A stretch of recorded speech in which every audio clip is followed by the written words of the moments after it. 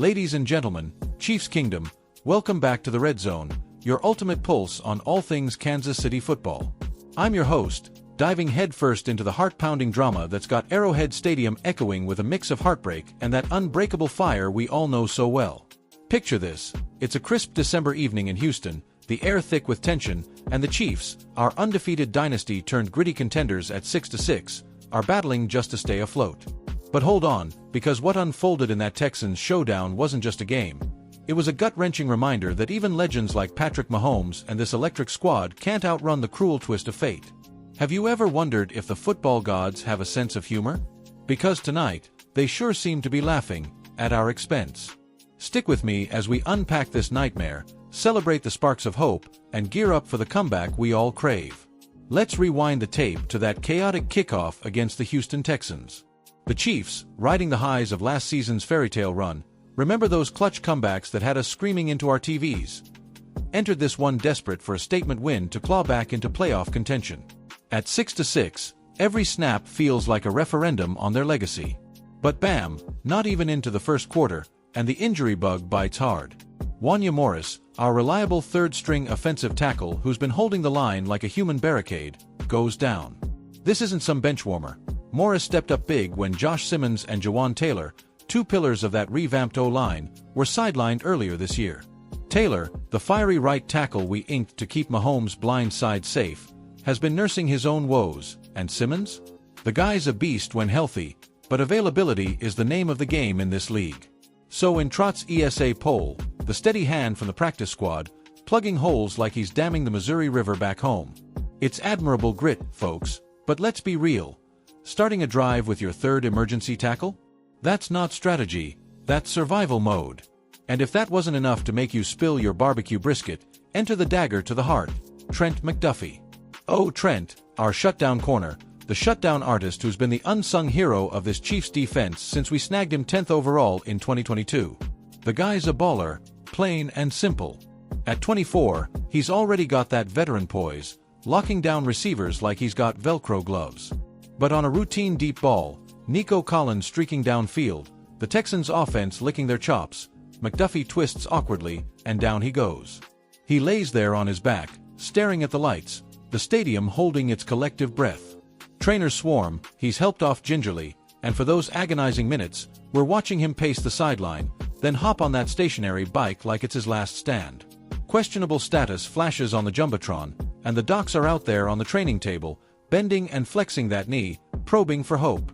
It's the stuff of nightmares, especially when your best corner, heck, maybe your best overall player on that side of the ball, is suddenly a question mark. McDuffie isn't just coverage. He's the chess master who anticipates routes before they form, the guy who turned last year's AFC Championship into a clinic with 3 picks. Losing him, it's like pulling the conductor off the train mid-roar.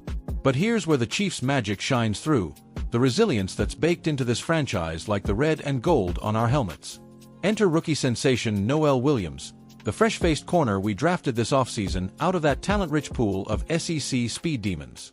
Williams hasn't seen the field as much as we'd like, buried behind vets like McDuffie and Jalen Watson, but when he does, kid's a revelation.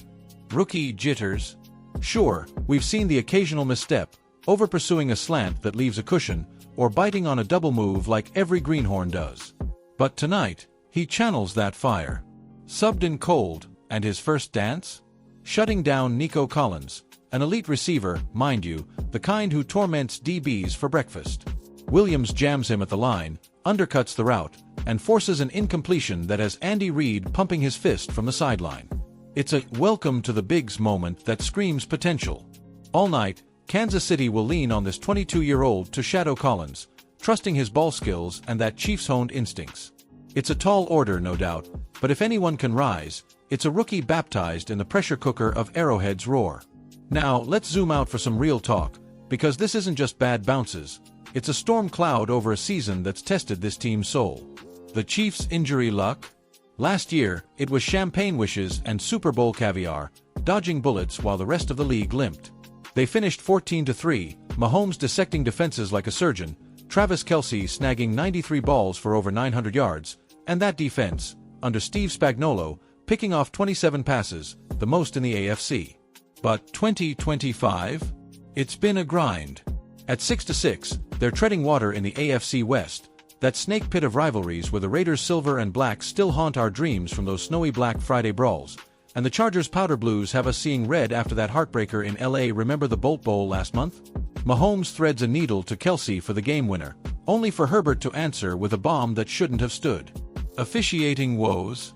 Tonight's just the latest. Phantom calls on those early drives, flags flying like confetti at a parade nobody invited us to. It's frustrating, but it's football. Raw, unfiltered, and oh so Chiefs. Dig deeper into the tactics, and you've got a masterclass in adaptation. Andy Reid, the Wizard of West Philly via BYU, doesn't panic, he pivots. With Morris out, expect more quick sets, shotgun snaps to shield that patched O-line, maybe even sliding protections to give Mahomes those extra hitches. ESA Pole's no stranger to the trenches. The guy's a 330-pound wall from Utah State, anchoring lines that pave the way for Heisman hopefuls. He'll buy Patrick time, but it'll be on the run game. Isaiah Pacheco thundering for those chunk yards, Clyde Edwards-Helaire mixing in elusiveness, to keep Houston's pass rush, led by that relentless Will Anderson Jr., off balance. Defensively, Spagnuolo's schemes are poetry in motion, zone blitzes that disguise like a magician's sleight, forcing C.J. Stroud into those sophomore hesitations. But without McDuffie, it's Williams in the slot, maybe bumping Snead outside for versatility. Stats back it up. Kansas City's secondary ranks top 5 in opponent passer rating when healthy, but drop a starter, and that DVOA spikes 15%. It's a tightrope, folks, but Reid's walked tighter. To put this in perspective, let's stroll down memory lane to the roots of Chiefs Kingdom. Born in 1960 as the Dallas Texans, this franchise crossed the plains to Kansas City under Lamar Hunt's vision, a man who dreamed big amid the heartland's wide-open spaces. Chiefs fans, as the whistle blows on this roller coaster, remember, we're not just a team, we're a movement.